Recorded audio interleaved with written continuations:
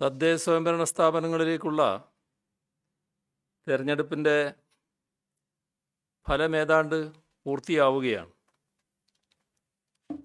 ഇതുവരെ വന്ന ഫലമനുസരിച്ച് ഇടതുപക്ഷ ജനാധിപത്യ മുന്നണി ആവേശകരമായ വിജയമാണ് നേടിയിരിക്കുന്നത്. 14 ജില്ലാ പഞ്ചായത്തുകളിൽ 11ലും LDF ആണ്. സർവതലങ്ങളിലും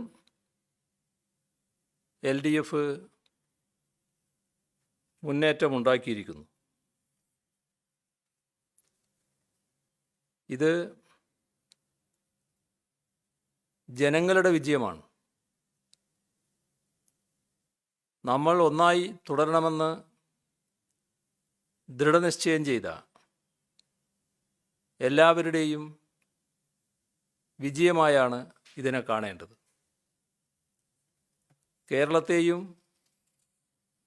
അതിൻ്റെ നേട്ടങ്ങളെയും തകർക്കാൻ ശ്രമിക്കുന്നവർക്ക്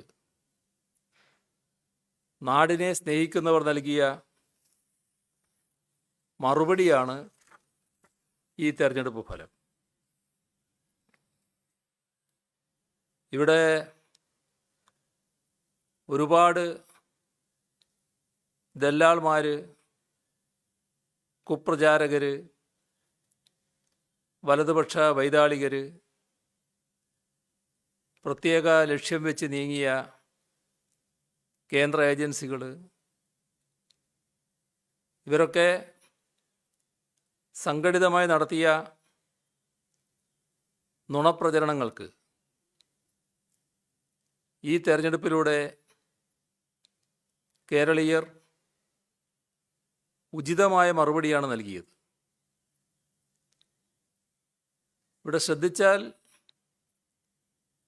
മനസ്സിലാക്കാൻ കഴിയുന്നൊരു കാര്യം, UDF കേരള രാഷ്ട്രീയത്തിൽ അപ്രസക്തമാവുകയാണ്. BJPയുടെ അവകാശവാദങ്ങൾ ഒരിക്കൽ കൂടി തകർന്നടിഞ്ഞിരിക്കുന്നു. എന്തെല്ലാം അവകാശവാദങ്ങളായിരുന്നു അവരുയർത്തിയിരുന്നത് എന്ന് ഇപ്പോൾ ഓർത്താൽ മതി. അതോടൊപ്പം തന്നെ വർഗീയ ശക്തികളുടെ ഐക്യപ്പെടൽ, ആ ഐക്യപ്പെടലിനും കുത്തിത്തിരിപ്പുകൾക്കും കേരള രാഷ്ട്രീയത്തിൽ ഇടമില്ല എന്നുകൂടി ഈ തെരഞ്ഞെടുപ്പ് തെളിയിച്ചിരിക്കുകയാണ്. 2005 ഫലവുമായി താരതമ്യം ചെയ്യുമ്പോൾ വലിയ മുന്നേറ്റം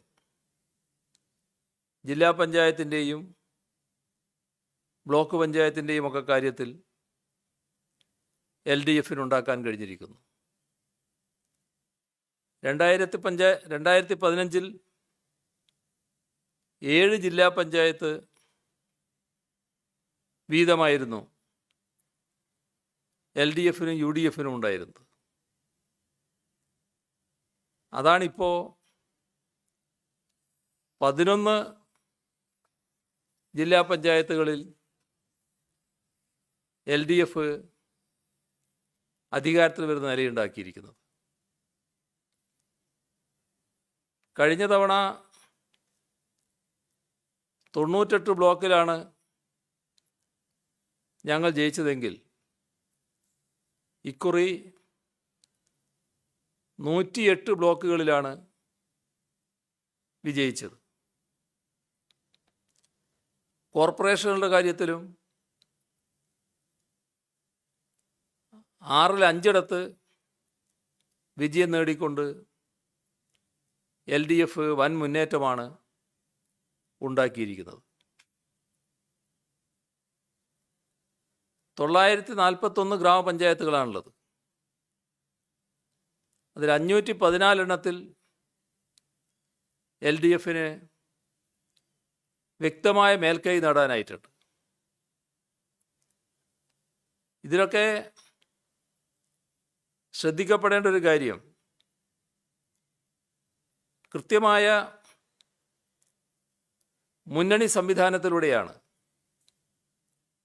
ഒരു തരത്തിലുള്ള അവിശുദ്ധ കൂട്ടുകെട്ടോ നീക്കുപോക്കോ ധാരണയോ അങ്ങനെയുള്ള ഒന്നിനും പോകാതെ സംശുദ്ധമായ മുന്നണി നില പാലിച്ചുകൊണ്ടാണ്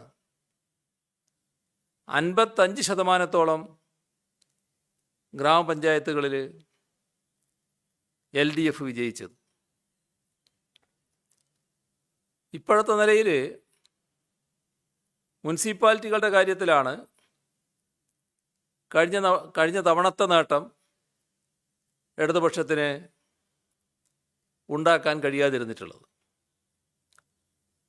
കഴിഞ്ഞ തവണ 48 ഇത്തവണ അത് 35 മാത്രമേ ഉള്ളൂ.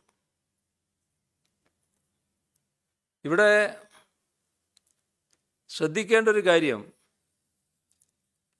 കഴിഞ്ഞ 2 തദ്ദേശ സ്വയംഭരണ സ്ഥാപനങ്ങളിലേക്കുള്ള തെരഞ്ഞെടുപ്പുകളിലും സംസ്ഥാനത്ത് അധികാരത്തിലുണ്ടായിരുന്ന മുന്നണി പുറകോട്ട് പോവുകയായിരുന്നു.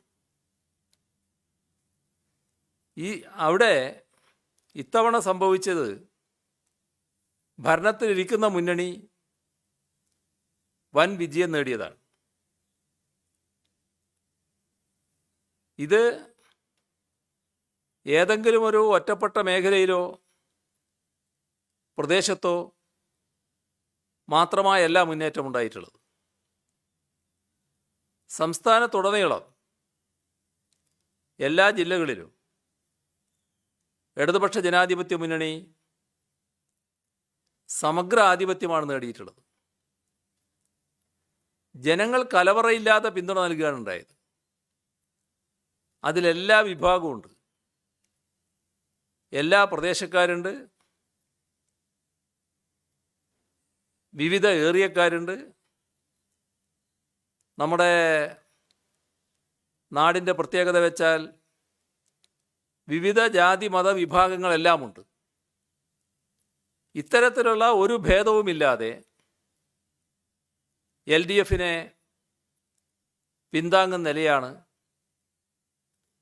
ഉണ്ടായിട്ടുള്ളത്.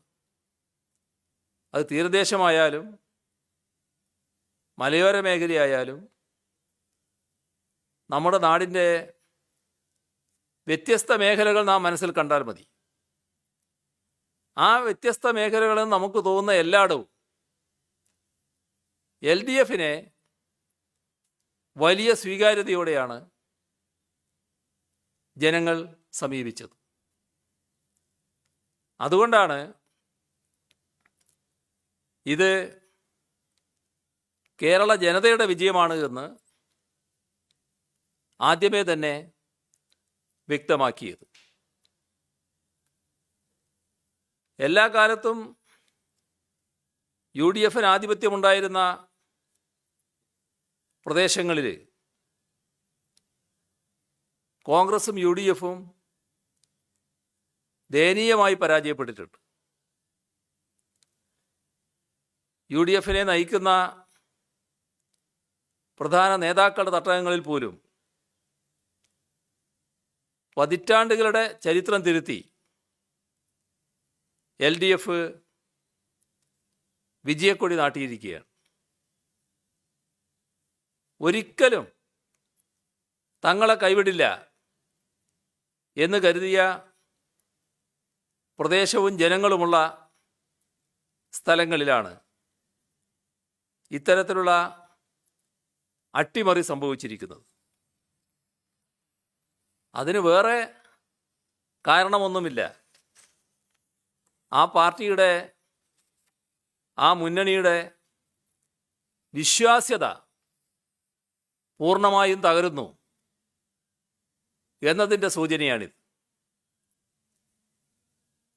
നമ്മുടെ നാടിൻ്റെ, കേരളത്തിൻ്റെ നേട്ടങ്ങൾ തകർക്കാനും പ്രതിസന്ധികളിൽ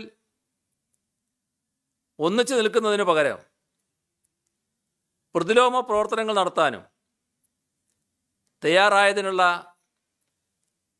ജനങ്ങൾ നൽകിയ ശിക്ഷയാണ്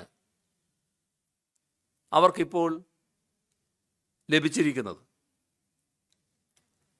LDF കൂടുതൽ ശക്തിപ്പെട്ടിരിക്കുന്നു. അതിൻ്റെ ജനകീയ അടിത്തറ വിപുലമായിരിക്കുന്നു. കൂടുതൽ ജനാധിപത്യ ശക്തികളും ജനങ്ങളും LDFനോടൊപ്പം അണിചേർന്നിരിക്കുന്നു. അതിൻ്റെ ആകത്തുക, അല്ലെങ്കിൽ അതെല്ലാം കൂടി ഉണ്ടാകുന്ന കരുത്ത് ഈ വിജയത്തിൽ ഉൾച്ചേർന്നിട്ടുണ്ട്, പ്രതിഫലിച്ചിട്ടുമുണ്ട്. നാം എല്ലാവരും ഉൾക്കൊള്ളേണ്ട ഒരു കാര്യമുണ്ട്. അത് കേരളത്തിൻ്റെ മനസ്സിൻ്റെ പ്രത്യേകതയാണ്. കേരളത്തിൻ്റെ മനസ്സ് മതനിരപേക്ഷതയോടൊപ്പമാണ്. മതനിരപേക്ഷത സംരക്ഷിക്കാനും വർഗീയതയ്ക്കെതിരെ സന്ധിയില്ലാതെ പോരാടാനും LDF ആണ് ഇവിടെയുള്ളത് എന്ന് കേരള ജനത തിരിച്ചറിയുന്നു. അതുകൊണ്ടാണ് LDFനെ ജനങ്ങൾ കൂടുതലായി വിശ്വസിക്കുന്നത്. നാടിനെ പിന്നോട്ടടിപ്പിക്കാനും തെറ്റായ പ്രചരണം നടത്താനും തയ്യാറായവരുടെ കൂടെയല്ല നമ്മുടെ നാടിൻ്റെ മനസ്സ് സഞ്ചരിക്കുന്നത്. ആസൂത്രിതമായി സൃഷ്ടിക്കുന്ന വ്യാജ വാർത്തകളും അപവാദങ്ങളും ആധികാരികമെന്ന നിലയിൽ പ്രചരിപ്പിക്കാനും അതിലൂടെ LDFനെയും സർക്കാരിനെയും തകർത്ത് കളയാനും ചില മാധ്യമങ്ങളും ഈ ഘട്ടത്തിൽ ശ്രമിച്ചിട്ടുണ്ട്. നമ്മുടെ നാട്ടിലെ വികലമായ ചില മനസ്സുകൾ ചില അസംബന്ധങ്ങൾ വിളിച്ചു പറഞ്ഞു എന്ന് വരും. അത് അസംബന്ധങ്ങളായി കണക്കാക്കേണ്ടതേ ഉള്ളൂ സാധാരണഗതിയിൽ. പക്ഷെ അത്തരം അസംബന്ധങ്ങൾക്ക് വൻ പ്രാധാന്യം കൊടുത്ത് എന്തോ ഒരു മഹാകാര്യം വന്നിരിക്കുന്നു എന്ന മട്ടിൽ വാർത്ത ചമച്ച ചില മാധ്യമങ്ങൾ നമ്മുടെ നാട്ടിലുണ്ട്. അതിനെ തരംതാണ രീതി പിന്തുടരുന്നതും നാം കണ്ടിട്ടുണ്ട്. ഒറ്റ ഉദ്ദേശമേ അതിനൊക്കെയുള്ളൂ, ജനങ്ങളെ കഴിയാവുന്നത്ര തെറ്റിദ്ധരിപ്പിക്കുക. പക്ഷേ ഇപ്പോൾ അനുഭവത്തിൽ നാം കാണുന്നത് എന്താ? അത്തരം കാര്യങ്ങൾക്കൊന്നും ചെവി കൊടുക്കാൻ ജനങ്ങൾ തയ്യാറായില്ല എന്നതാണ്. ഇപ്പോൾ കഴിഞ്ഞ 4.5 വർഷം LDF സർക്കാർ ഈ കേരളത്തിൽ നടപ്പാക്കിയ വികസന പദ്ധതികളുണ്ട്, ജനക്ഷേമ പരിപാടികളുണ്ട്. ഇവക്കെല്ലാം ജനങ്ങൾ വലിയ പിന്തുണയാണ് നേരത്തെ നൽകിയിട്ടുള്ളത്. ആ പിന്തുണയുടെ തുടർച്ചയാണ് ഈ വിജയം എന്നത് നിസ്സംശയം പറയാവുന്നതാണ്. ആ നേട്ടങ്ങൾ സംരക്ഷിക്കപ്പെടേണ്ടതാണെന്നും അതിന് തുടർച്ച ഉണ്ടാവണമെന്നും ജനങ്ങൾ ആഗ്രഹിക്കുന്നു. കേരളത്തിൽ സമാനതകളില്ലാത്ത അപവാദ പ്രചരണമാണ് ഈ തെരഞ്ഞെടുപ്പ് അടുത്തപ്പോൾ കഴിഞ്ഞ 4-5 മാസമായി സർക്കാരിനെ, ഇടതുപക്ഷ ജനാധിപത്യ മുന്നണിയെ ഇകഴ്ത്തിക്കാണിക്കാൻ BJPയും കോൺഗ്രസും നടത്തി വന്നിട്ടുള്ളത്. ഇക്കാര്യത്തിൽ കേന്ദ്ര അന്വേഷണ ഏജൻസികളെ വ്യാപകമായി ദുരുപയോഗിക്കുന്നതും നാം കണ്ടു. അതിനെ ഒരു വിഭാഗം വലതുപക്ഷ മാധ്യമങ്ങളെയും കൂട്ടുപിടിച്ചു. സാധാരണഗതിയിൽ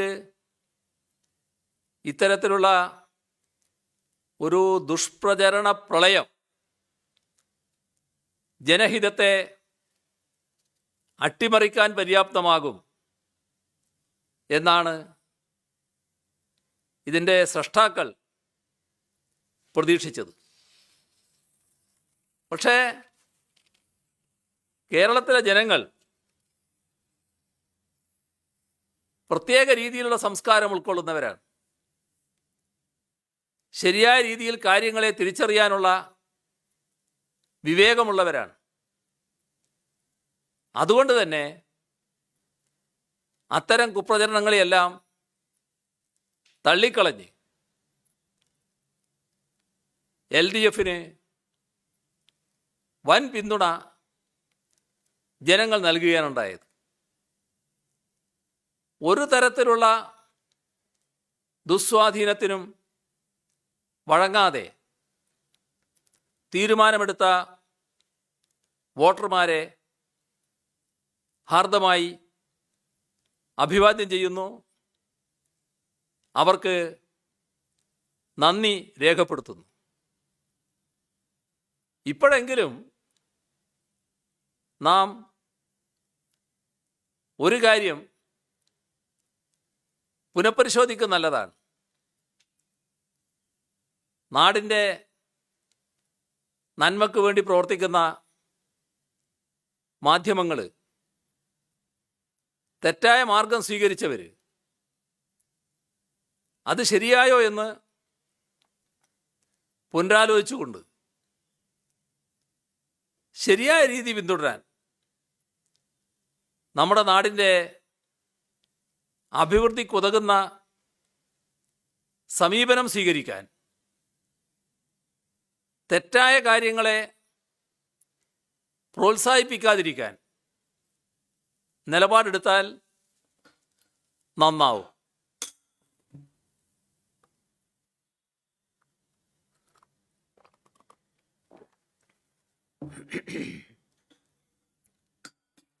ഇതിൻ്റെ അർത്ഥം LDFനെ എല്ലാവരും പിന്താങ്ങണമെന്നൊന്നുമല്ല. അങ്ങനൊരു അഭ്യർത്ഥനയൊന്നും മാധ്യമങ്ങളുടെ മുന്നിൽ വെക്കുകയല്ല. LDF സർക്കാർ ചെയ്യുന്ന കാര്യങ്ങളിൽ ആരോഗ്യകരമായ വിമർശനം സ്വാഭാവികമായും സ്വാഗതം ചെയ്യുന്നതാണ്. ചെയ്ത കാര്യങ്ങളെക്കുറിച്ച് വിമർശനമുണ്ടായാൽ ആ വിമർശനത്തിൽ എന്തെങ്കിലും കഴമ്പുണ്ടോ എന്ന് പരിശോധിച്ച് വല്ല പിഴവും പറ്റിയിട്ടുണ്ടെങ്കിൽ അത് തിരുത്തിപ്പോകുന്നതിന് സർക്കാരിന് അത്തരം വിമർശനങ്ങൾ സഹായകരമാവും. ആ വിമർശനങ്ങളെക്കുറിച്ചല്ല ഞാൻ ഉദ്ദേശിക്കുന്നത്. ഇവിടെ ചിലർ ഭാവനയിലൂടെ കഥകൾ മെനയുക, ആ ഭാവനയിലൂടെ മെനയുന്ന കഥകൾ പച്ചക്കള്ളമാണെന്ന് ബോധ്യമുണ്ടായിട്ടും അതിന് വൻ പ്രാധാന്യം കൊടുക്കുക. ഒറ്റ ഉദ്ദേശം മാത്രം, അതിലൂടെ LDFനെ തൽക്കാലം 1-2 ദിവസം അല്ലെങ്കിൽ ഏതാനും മണിക്കൂറുകൾ ഇകഴ്ത്തി കാണിക്കാൻ പറ്റും. ആ ഒരു വേല വേണോ? തങ്ങൾക്ക് കൂടി ബോധ്യമുള്ള കാര്യങ്ങൾ ചെയ്താൽ പോരെ എന്ന് ആലോചിക്കുന്നത് നല്ലതാണ്. നമ്മുടെ നാടിന് തുടർ പ്രവർത്തനങ്ങൾ ഒരുപാട് നടത്താനുണ്ട്. അത്തരം കാര്യങ്ങളിൽ പിന്തുണ നൽകുന്ന സമീപനം പൊതുവെ സ്വീകരിക്കണമെന്നാണ് ഇത്തരം നിലപാടുകൾ സ്വീകരിച്ച മാധ്യമങ്ങളോട് അഭ്യർത്ഥിക്കാനുള്ളത്. ഇപ്പം ജനങ്ങളെ നമ്മൾ കാണേണ്ടത്, ജനങ്ങൾ അവരുടെ നിലപാടുകൾ തീരുമാനിക്കുന്നത് അവരുടെ സ്വന്തം ജീവിത അനുഭവങ്ങളിലൂടെയാണ്. അതിനെ നാം കുറച്ച് കാണരുത്. ഇപ്പോൾ അപവാദം പ്രചരിപ്പിച്ചുകൊണ്ടിരിക്കുമ്പോൾ നിങ്ങളുടെ മുന്നിൽ തന്നെ ആവർത്തിച്ച് ആ സമയം വ്യക്തമാക്കിയൊരു കാര്യമുണ്ട്. നിങ്ങളിപ്പോൾ ഓർക്കുന്നുണ്ടാവും. അതായത് ഈ അപവാദം പ്രചരിപ്പിക്കുന്നവർക്ക് ജനങ്ങൾ തെരഞ്ഞെടുപ്പിൽ മറുപടി പറയും എന്നായിരുന്നു ഞങ്ങൾ വ്യക്തമാക്കിയത്. അത് തന്നെയാണ് സംഭവിച്ചത്. നാം ജനങ്ങളെ ചുരുക്കിക്കാണരുത്. ഇപ്പോൾ ജനവികാരം ശരിയായ രീതിയിൽ ഉൾക്കൊള്ളാൻ നാം എല്ലാവരും തയ്യാറാവണം. അപ്പം അങ്ങനെ വരുമ്പോൾ ജനവിരുദ്ധമായ നിലപാടുകൾ ഉപേക്ഷിക്കുന്നതിന് സാധാരണഗതിയിൽ UDFും BJPയും തയ്യാറാവുകയാണ് വേണ്ടത്. അത്തരമൊരു നിലപാട് അവർക്ക് സ്വീകരിക്കാൻ കഴിയുമെന്ന് പ്രതീക്ഷിക്കാൻ കഴിയില്ല.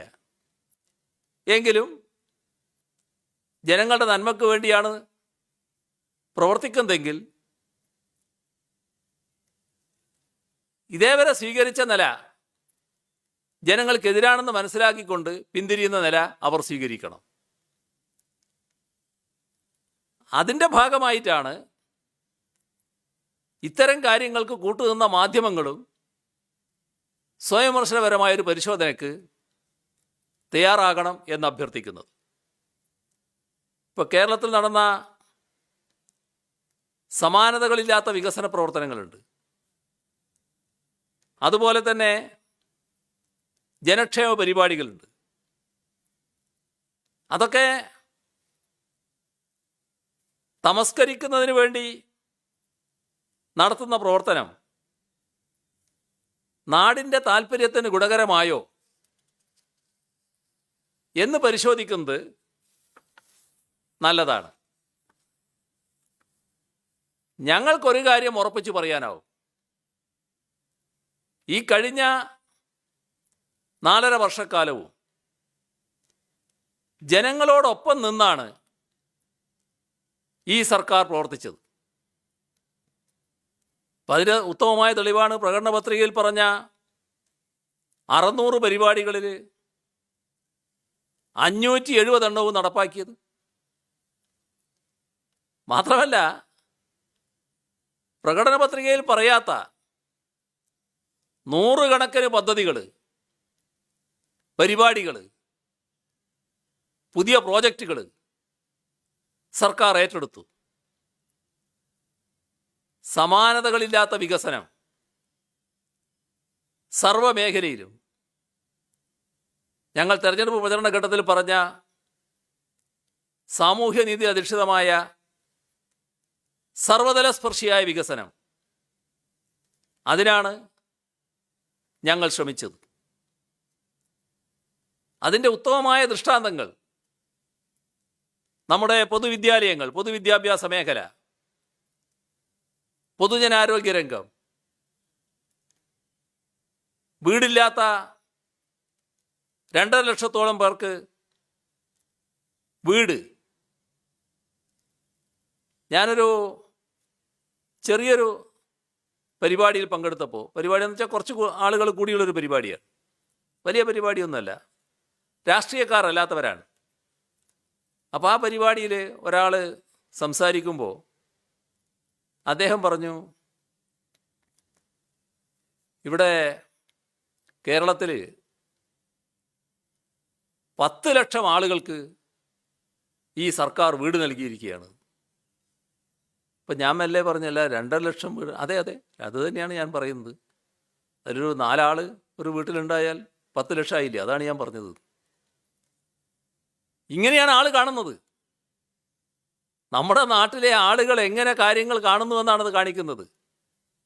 10 ലക്ഷം ആളുകൾക്ക് വീട് എന്ന് അദ്ദേഹം പറഞ്ഞപ്പോൾ അത് മെല്ലെ തിരുത്താനാണ് ഞാൻ ശ്രമിക്കുന്നത്. 2 ലക്ഷത്തോളാണ് ആയത്. അപ്പോഴാണ് അദ്ദേഹം എന്നെ തിരുത്തുന്നത്. ഞാൻ ഉദ്ദേശിച്ചത് അത് തന്നെയാണ്. 2.5 ലക്ഷം എന്ന് പറഞ്ഞാൽ അവിടെ ഒരു വീട്ടിൽ 4 ആൾ, ആ 4 ആളുണ്ടായാൽ 10 ലക്ഷം ആയില്ലേ? അതാണ് ഞാൻ പറഞ്ഞത് എന്ന് അദ്ദേഹം എന്നെ തിരുത്തുകയാണ്. ഇതാണ് നമ്മുടെ നാടിൻ്റെ പ്രത്യേകത. നാം അത് ഓർക്കണമെന്ന് മാത്രമേ എനിക്ക് അഭ്യർത്ഥിക്കാനുള്ളൂ. അടിസ്ഥാന സൗകര്യ വികസനത്തിൽ റിക്കാർഡ് മുന്നേറ്റം നമ്മുടെ സംസ്ഥാനത്ത് സൃഷ്ടിക്കാൻ നമുക്ക് കഴിഞ്ഞിരിക്കുന്നു.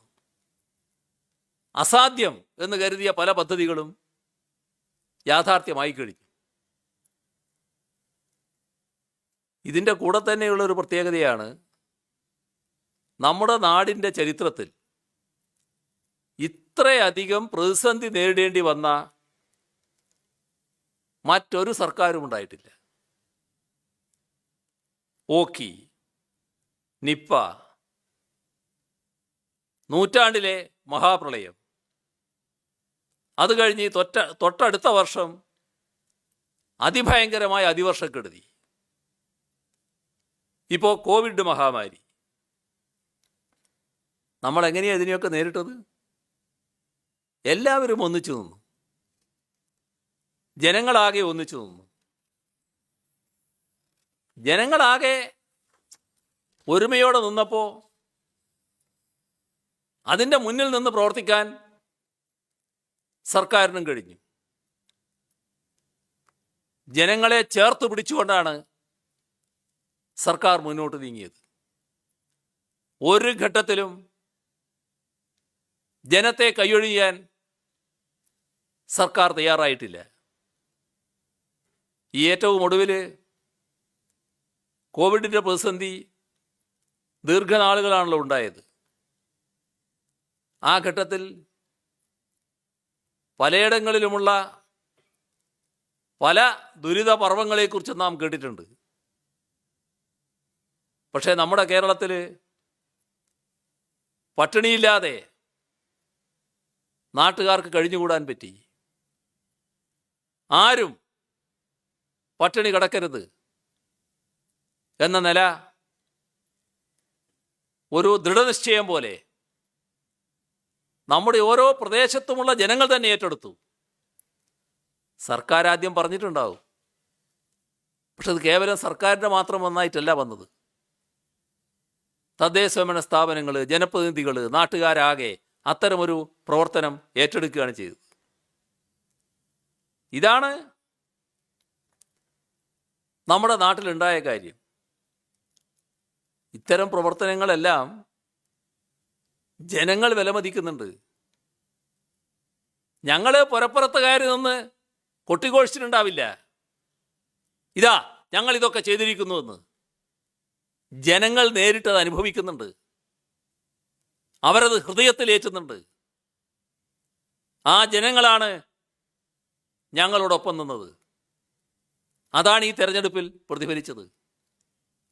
അതുകൊണ്ട് തന്നെയാണ് 16-ാം തീയതി നമുക്ക് കാണാം എന്ന് നേരത്തെ പറയുന്നതിനും ഉള്ള ആത്മധൈര്യം ഞങ്ങൾക്കുണ്ടായത്. അത് ജനങ്ങളിലുള്ള വിശ്വാസമാണ്.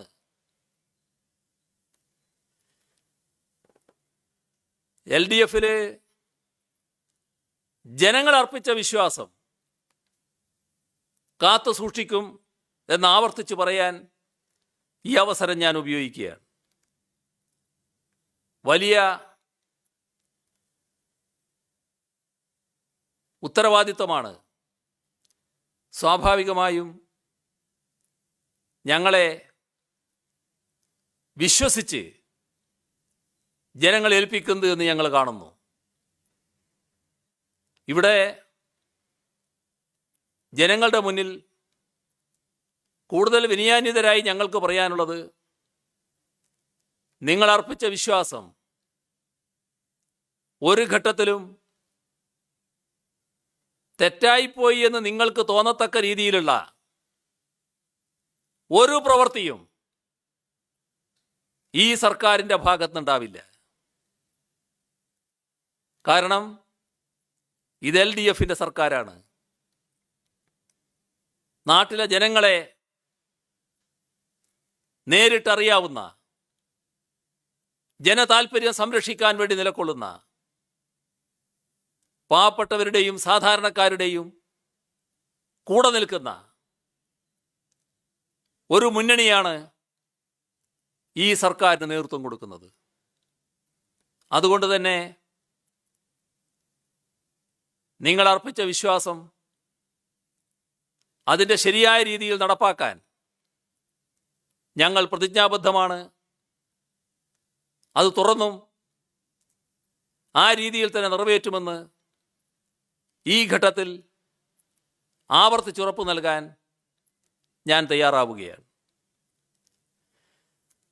നമുക്കെല്ലാവർക്കും അറിയാം, നിയമസഭാ തെരഞ്ഞെടുപ്പിന് ഇനി ഏതാനും മാസങ്ങളേ ഉള്ളൂ. എല്ലാവർക്കും മാസം അറിയാവുന്നതുകൊണ്ട് അതിൻ്റെ മാസവും തീയതിയൊന്നും ഞാൻ പറയുന്നില്ല. ജനങ്ങൾക്ക് കഴിയാവുന്നത്ര ആശ്വാസം നൽകാൻ മാത്രമേ ഞങ്ങൾ ഇതേവരെ ശ്രമിച്ചിട്ടുള്ളൂ. അത് തന്നെയാണ് തുറന്നും ഞങ്ങളുടെ ഭാഗത്തുനിന്നുണ്ടാവുക. ഇവിടെ ഒരുപാട് പദ്ധതികളുടെ പ്രവൃത്തികൾ നടന്നുകൊണ്ടിരിക്കുന്നുണ്ട്. ആ പ്രവൃത്തികളെല്ലാം പൂർത്തീകരിക്കാൻ തീവ്രമായ ശ്രമം തന്നെ ഞങ്ങളുടെ ഭാഗത്തുനിന്നുണ്ടാവും. ഒരു പ്രത്യേകത നാം കാണേണ്ടത്, 3 മാസം മുൻപ് പ്രഖ്യാപിച്ച 100 ദിന പരിപാടിയുണ്ട്. ആ 100 ദിന പരിപാടിയുടെ ദിവസം പൂർത്തിയായി. അത് പ്രഖ്യാപിച്ചതിനേക്കാളും വലിയ വിജയമാണ് പൊതുവെ ഉണ്ടായിട്ടുള്ളത്. അടുത്തൊരു 100 ദിന പരിപാടി കൂടി പ്രഖ്യാപിക്കുന്നുണ്ട്. ഇപ്പോൾ പെരുമാറ്റച്ചട്ടം ബാധകമായതുകൊണ്ട് ഇപ്പോൾ അത് പ്രഖ്യാപിക്കുന്നില്ല എന്ന് മാത്രമേ ഉള്ളൂ.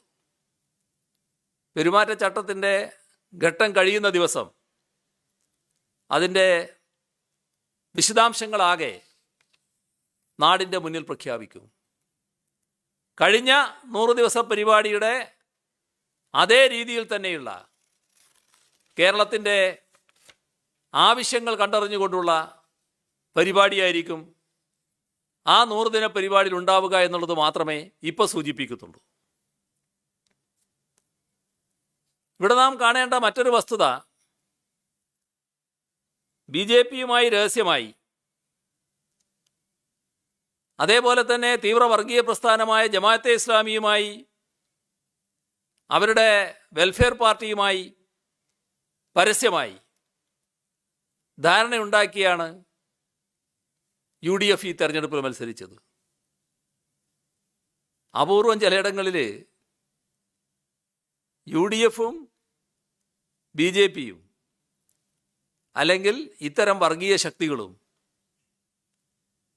ഒന്നിച്ച് സന്തോഷിക്കുകയും ഒന്നിച്ച് ദുഃഖിക്കുകയും ചെയ്യുകയാണ്. പരാജയപ്പെട്ടത് ദുഃഖിക്കുന്നു, വിജയിച്ചെടുത്ത് സന്തോഷിക്കുന്നു. കേരളത്തിലെ പല പ്രദേശങ്ങളിലും ഈ ഒരു പ്രതിഭാസം കാണാൻ നമുക്ക് കഴിയും. ഇപ്പം ജമാഅത്തെ ഇസ്ലാമിയുമായുള്ള സഖ്യം അംഗീകരിക്കുന്നില്ല എന്ന് എത്ര തവണയാണ് ഇവിടെ ആവർത്തിച്ച് പറയുന്നതായി നമ്മൾ കേട്ടത്? AICC അംഗീകരിക്കുന്നില്ല, KPCC ഭാരവാഹിയുടെ പ്രഖ്യാപനം. എന്നാൽ പലയിടത്തും പരസ്യ സഖ്യം. ഈ പറഞ്ഞ ആൾ ചെന്നപ്പോൾ തന്നെ അവിടെയും ഈ പറയുന്ന സഖ്യത്തിൻ്റെ സ്ഥാനാർത്ഥി വേദിയിൽ, അതിനുവേണ്ടി വോട്ട് ചോദിക്കൽ. മതനിരപേക്ഷതയ്ക്ക് എതിരായ നിലപാട് ഈ തെരഞ്ഞെടുപ്പിൽ കോൺഗ്രസ് സ്വീകരിക്കുന്നതാണ് കണ്ടത്. കോൺഗ്രസ് നേതാക്കന്മാർ തന്നെ പരസ്യമായി ഈ കാര്യത്തിൽ വിരുദ്ധാഭിപ്രായങ്ങൾ പറയുന്നത് നമ്മൾ കണ്ടു. സഖ്യമുണ്ടെന്നും ഇല്ലെന്നും. ആ തർക്കമൊക്കെ ജനങ്ങളെ കബളിപ്പിക്കാനുള്ള ഒരുതരം വേല മാത്രമായിരുന്നു. ഇവിടെ നമ്മുടെ സംസ്ഥാനത്തിൻ്റെ പ്രത്യേകത എന്താ? മറ്റു പല സംസ്ഥാനങ്ങളിൽ നിന്നും വേറിട്ട് നിൽക്കുന്നത് കേരളത്തിൽ നിലനിൽക്കുന്ന സമാധാനം, സമുദായ മൈത്രി, എത്ര വിപുലമായ മതനിരപേക്ഷതയാണ് ഇവിടെ നിലകൊള്ളുന്നത്. വർഗീയതയ്ക്കെതിരായ സമീപനം. അപ്പോൾ മതനിരപേക്ഷതയുടെ അടിത്തറ, ജനങ്ങളുടെ മതനിരപേക്ഷതാ ബോധം, അതാണ് ഇതിനിടയാക്കിയത് എന്ന് നാം കാണേണ്ടതായിട്ടുണ്ട്. ഈ മതനിരപേക്ഷ അടിത്തറ ഒരു കൂട്ടർക്ക് ആപത്താണ്. അവർ കാണുന്നത് ആ മതനിരപേക്ഷ അടിത്തറ എത്ര വേഗം തകർക്കാനാകുമോ അത്ര വേഗം തകർക്കണം എന്നാണ്. ആരാണത്? വർഗീയ ശക്തികൾ. ഇവിടെ RSSും BJPയും നിരന്തരം അതിനുവേണ്ടി പരിശ്രമിച്ചു വരുന്നു. യഥാർത്ഥത്തിൽ മതനിരപേക്ഷ ചിന്താഗതിക്കാർ ചെയ്യേണ്ടത് എന്താ? അതിനെ പ്രതിരോധിക്കുകയാണ് വേണ്ടത്. അതിനു പകരം അതിനോടൊരു മൃദു സമീപനം, അതോടൊപ്പം തന്നെ മുസ്ലിം തീവ്രവാദ പ്രസ്ഥാനങ്ങളുമായുള്ള കൈകോർക്കൽ, ഇതല്ലേ കോൺഗ്രസ് കേരളത്തിൽ നടപ്പാക്കുന്നത്?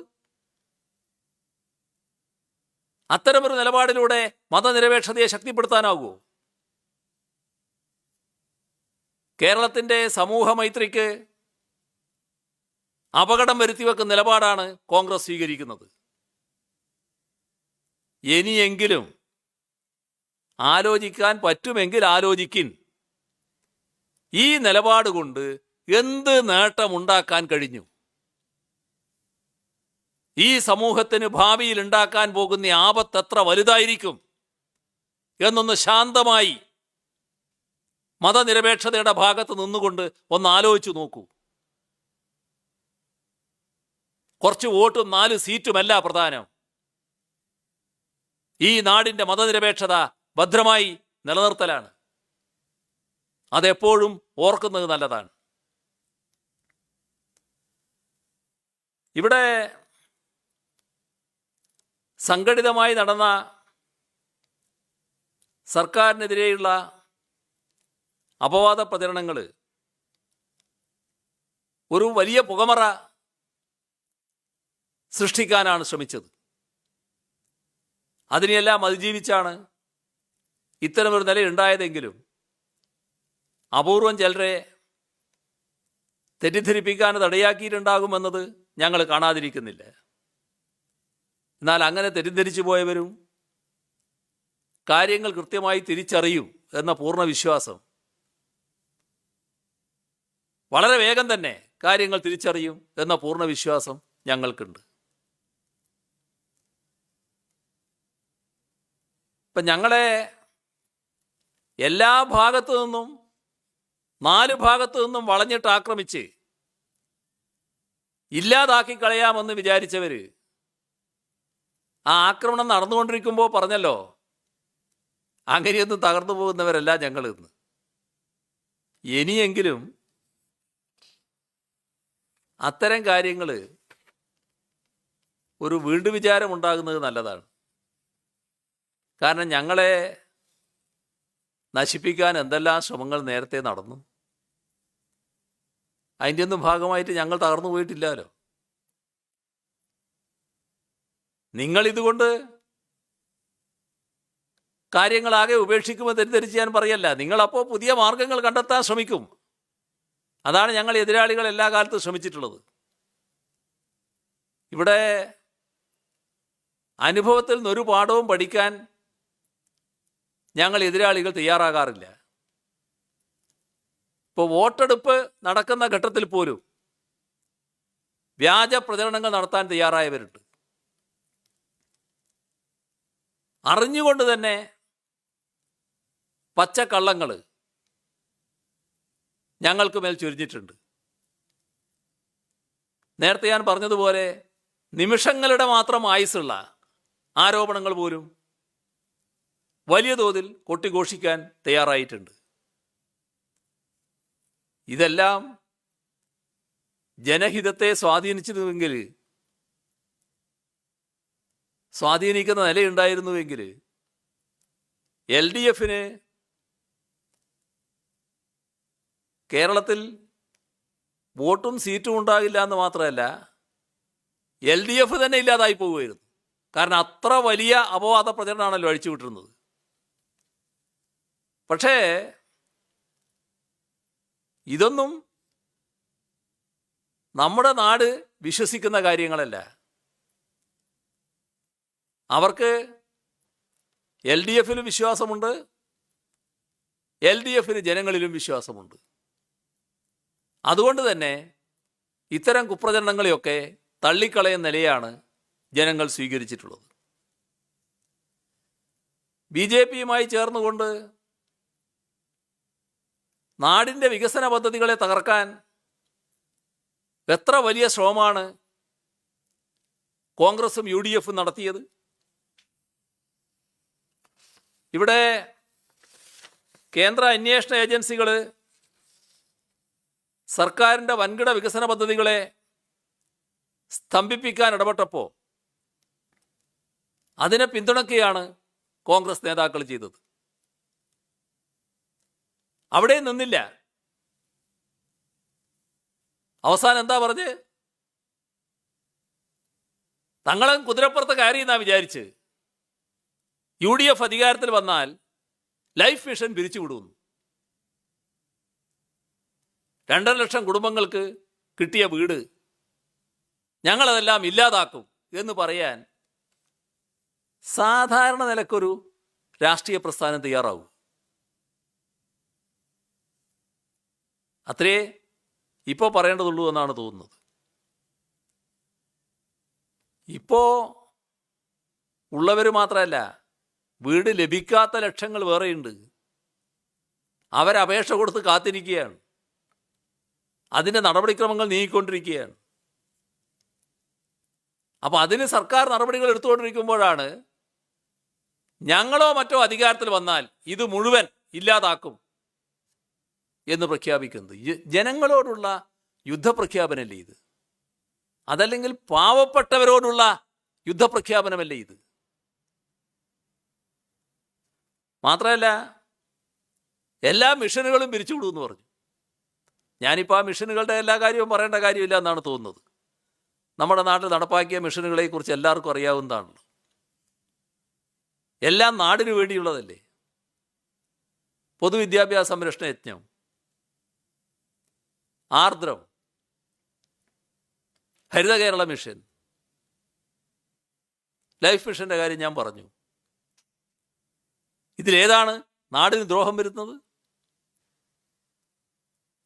നമ്മുടെ നാട്ടിലെ സാധാരണ ഒരു കുടുംബത്തിലെ കുട്ടിക്ക് ഏറ്റവും മികച്ച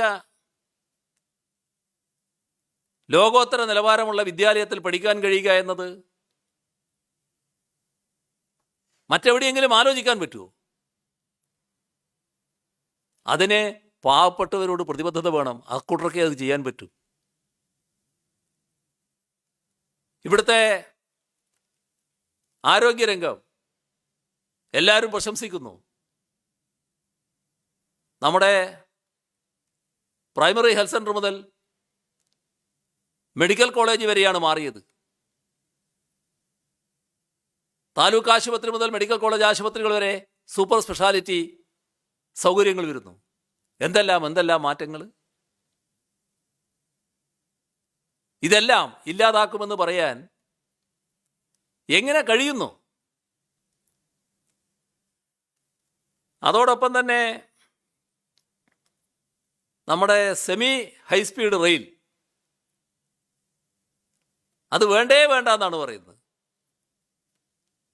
തിരുവനന്തപുരത്ത് നിന്ന് കാസർഗോഡേക്ക് 4 മണിക്കൂർ കൊണ്ട് എത്തുന്നൊരു യാത്ര എറണാകുളത്ത്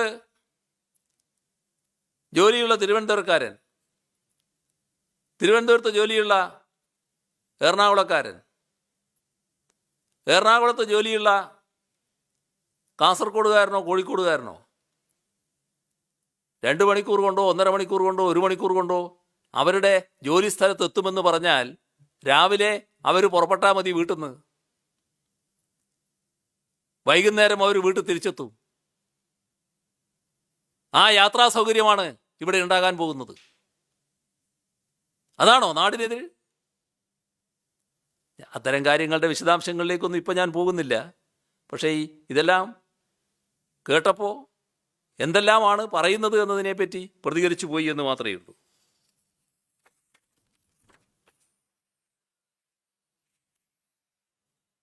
ഏതായാലും ഇതിനെല്ലാമുള്ള മറുപടിയാണ് ജനങ്ങൾ നൽകിയതെന്ന് കണക്കാക്കണം. ഇത്തരം കാര്യങ്ങളിൽ നല്ല നിലക്ക് കാര്യങ്ങൾ പരിശോധിക്കാൻ തയ്യാറാവണം. ഇത്തരം നിലപാടുകൾ സ്വീകരിക്കുന്നവർ സംഭവിച്ചിട്ടുള്ള കാര്യങ്ങൾ തിരുത്തുന്നതിനുള്ള നടപടികൾ സ്വീകരിക്കണം. ഞാൻ കുറച്ചധികമായിപ്പോയി സമയം എന്നുള്ളത് കൊണ്ട് മറ്റു കൂടുതൽ കാര്യങ്ങളിലേക്ക് ഇപ്പോൾ കടക്കുന്നില്ല. ഇവിടെ ഒരു കാര്യം കൂടി പറയാൻ ആഗ്രഹിക്കുകയാണ്. LDFൻ്റെ പ്രവർത്തകർ സ്വാഭാവികമായും ഈ വിജയത്തിൽ ആഹ്ലാദിക്കും. പക്ഷെ അവരോട് അഭ്യർത്ഥിക്കാനുള്ളത്, കോവിഡാണ് നമ്മുടെ ചുറ്റുമുള്ളത്. അപ്പോൾ കോവിഡ് പ്രോട്ടോക്കോൾ പാലിക്കാൻ എല്ലാവരും ശ്രദ്ധിക്കണം. കൃത്യമായി കോവിഡ് മാനദണ്ഡങ്ങൾ പാലിച്ചുകൊണ്ട് മാത്രമേ കാര്യങ്ങൾ നടത്താവൂ. ഇന്ന് 6185 പേർക്കാണ് കോവിഡ് ബാധ സ്ഥിരീകരിച്ചത്. കഴിഞ്ഞ ദിവസങ്ങളിലുണ്ടായ 27 മരണങ്ങൾ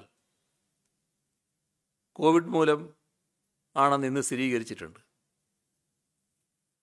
58,184 പേരാണ് നിലവിൽ ചികിത്സയിലുള്ളത്. 5,295 പേർക്ക് സമ്പർക്കം മൂലമാണ് ഇന്ന് രോഗബാധയുണ്ടായത്. ഉറവിടമറിയാത്തത് 770 പേരുണ്ട്. രോഗബാധ സ്ഥിരീകരിച്ചവരിൽ 54 പേർ ആരോഗ്യ പ്രവർത്തകരാണ്. കഴിഞ്ഞ 24 മണിക്കൂറിൽ 61,882 സാമ്പിളുകൾ പരിശോധന നടത്തിയിട്ടുണ്ട്. 5,728 പേർ രോഗമുക്തരായി. അതുകൊണ്ട് എല്ലാ ആളുകളും, അത് ആര് എന്ന വ്യത്യാസമില്ലാതെ, വിജയാഘോഷത്തിലായാലും തുടർന്ന് ത്രിതല പഞ്ചായത്തുകളിലും നഗരസഭകളിലും അധികാരം ഏറ്റെടുക്കുന്ന ഘട്ടത്തിലായാലും എല്ലാ പരിപാടികളും കോവിഡ് പ്രോട്ടോക്കോൾ അനുസരിച്ചാവാൻ പ്രത്യേകം ശ്രദ്ധിക്കണം. അതെല്ലാവരും ഉറപ്പുവരുത്തണം എന്നുകൂടിയാണ് ഈ ഘട്ടത്തിൽ അഭ്യർത്ഥിക്കാനുള്ളത്. ഇത്രയും കാര്യങ്ങളാണ് പൊതുവിൽ ഇന്ന് പറയാനുള്ളത്.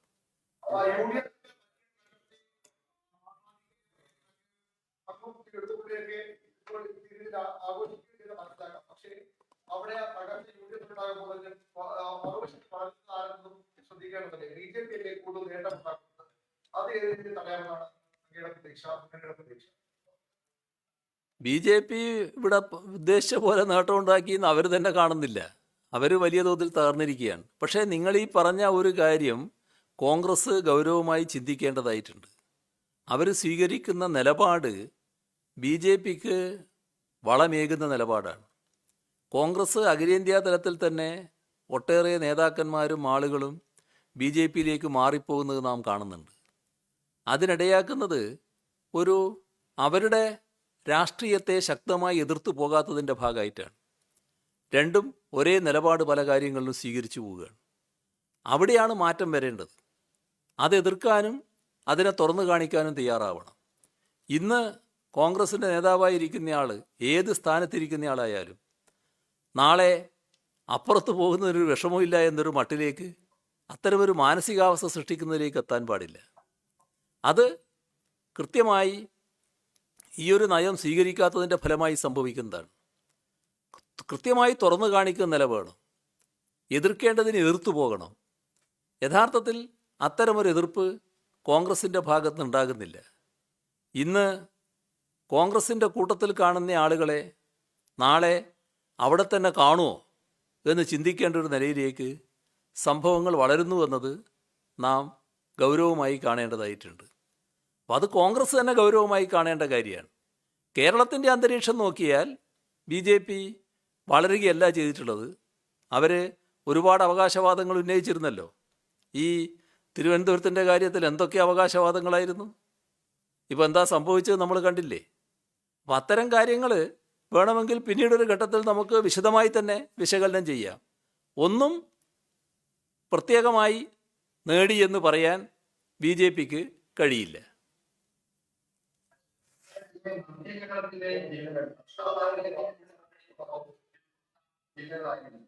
എങ്ങനെ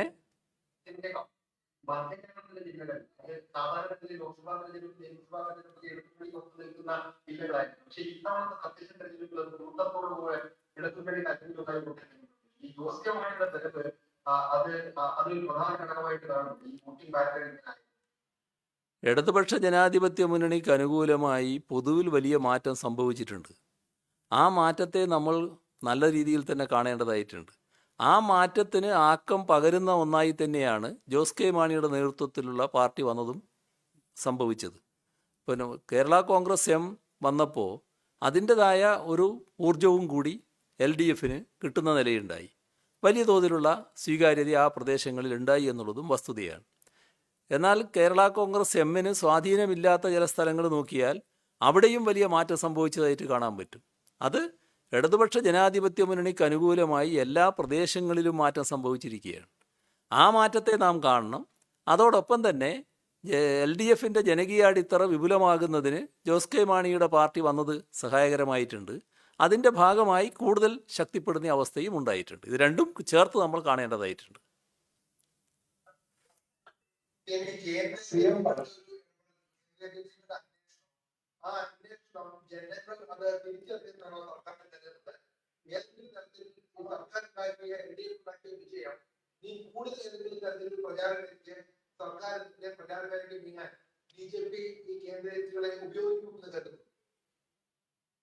അല്ല, അത് BJP തീരുമാനിക്കേണ്ട കാര്യമല്ലേ. BJPയുടെ ഇംഗിതത്തിനനുസരിച്ച് കേന്ദ്ര ഏജൻസികൾ തുള്ളാൻ തുടങ്ങിയാൽ കാര്യങ്ങൾ മോശമാവുമല്ലോ. കേന്ദ്ര ഏജൻസികളുടെ കാര്യം ഞാൻ കഴിഞ്ഞ ദിവസം പറഞ്ഞില്ലേ. കേന്ദ്ര ഏജൻസികൾ പ്രവർത്തിക്കേണ്ടത് അവർക്ക് കൃത്യമായ പ്രവർത്തന രീതികളുണ്ട്, വ്യവസ്ഥാപിതമായ രീതികളുണ്ട്. ആ രീതികൾ വെച്ച് മാത്രമേ അവർ പ്രവർത്തിക്കാൻ പാടുള്ളൂ. ആ ഉത്തരവാദിത്വം മാത്രമേ അവർ നിറവേറ്റാൻ പാടുള്ളൂ. ഇവിടെയുള്ള ഏതെങ്കിലും BJPക്കാർക്ക് തോന്നുന്ന കാര്യങ്ങൾ വെച്ച് കാര്യങ്ങൾ നീക്കുകയല്ല വേണ്ടത്. അതൊരു തരത്തിലും ഗുണകരമായിട്ടുള്ളതല്ല. ഇവിടെയുള്ള BJPക്കാർ ആഗ്രഹിക്കുന്ന രീതിയിൽ അന്വേഷണത്തിൻ്റെ ഭാഗമായി കിട്ടുന്ന എന്തെങ്കിലും വിവരങ്ങൾ ഇതിന് സഹായകരമായ രീതിയിൽ, അവർക്ക് സഹായകരമായ രീതിയിൽ ചില ഭാഗങ്ങളെടുത്ത് പുറത്തു കൊടുക്കലും അവരുടെ ജോലിയിൽപ്പെട്ടതല്ല. പിന്നെ അവർക്ക് വേണ്ടി എന്തെങ്കിലും കഥകൾ മെനയലും അവരുടെ ജോലിയിൽപ്പെട്ടതല്ല. അവരുടെ ജോലി എന്നത് ശരിയായ രീതിയിൽ അന്വേഷിക്കലാണ്, തെളിവ് കണ്ടെത്തലാണ്. ആ തെളിവിൻ്റെ ഭാഗമായി കാര്യങ്ങളുണ്ടെങ്കിൽ അവരെ നിയമത്തിൻ്റെ കരങ്ങളിൽ ഏൽപ്പിക്കലുമാണ്. അല്ലാതെ സ്വയം തീരുമാനിച്ച് കാര്യങ്ങൾ നീക്കലല്ല വേണ്ടത്. തെളിവാണ് അവർക്ക് പ്രധാനം. അതായിരിക്കണം എപ്പോഴും അവരെ നയിക്കുന്നത്. അത് കഴിഞ്ഞ ദിവസം ഞാൻ കൃത്യമായി പറഞ്ഞതാണത്. കേരളം വികസനം തകർക്കുന്നതിന്, സർക്കാരിന്റെ വികസന നേട്ടങ്ങൾ തകർക്കുന്നതിന് കേന്ദ്ര ഏജൻസികളും പ്രവർത്തിക്കുന്നതായിട്ട് അതിനൊരു തിരിച്ചടി കൂടിയാണ് ഈ തെരഞ്ഞെടുപ്പ് ഫലമെന്ന് CM പറഞ്ഞു. അങ്ങനെയെങ്കിൽ ഇനി അങ്ങോട്ട് ഈ കേന്ദ്ര ഏജൻസികളുടെ തുടർന്നുള്ള ഈ ഇപ്പോൾ പറഞ്ഞതുപോലെ ഈ കേരളത്തിലെ BJP നേതാക്കളുടെ താല്പര്യത്തിനനുസരിച്ച് പ്രവർത്തിക്കുന്നു എന്ന് പറഞ്ഞതുപോലുള്ള നടപടികളിൽ ഈ സംസ്ഥാന സർക്കാർ ആ നിലപാട് കൂടുതൽ കടുപ്പിക്കുമോ അത്തരം കാര്യങ്ങളിൽ? ഞാൻ കഴിഞ്ഞ ദിവസം പറയുമ്പോൾ പറഞ്ഞിരുന്നു, ഈ ഇതുമായി ബന്ധപ്പെട്ട് പ്രധാനമന്ത്രിക്ക് കത്തയക്കുമെന്നുള്ളത്. ആ കത്ത് അയക്കുകയാണ്. അപ്പോൾ അതിന് പ്രതികരണം ഉണ്ടാകുമെന്ന് തന്നെയാണ് പ്രതീക്ഷിക്കുന്നത്. അതിനകത്ത് ഇടപെടൽ വരുമെന്നാണ് പ്രതീക്ഷിക്കുന്നത്. നോക്കാം നമുക്ക് എന്താണെന്നുള്ളത്, എങ്ങനെയാണ് അതിൻ്റെ ഫലം എന്താണെന്ന് നോക്കാം.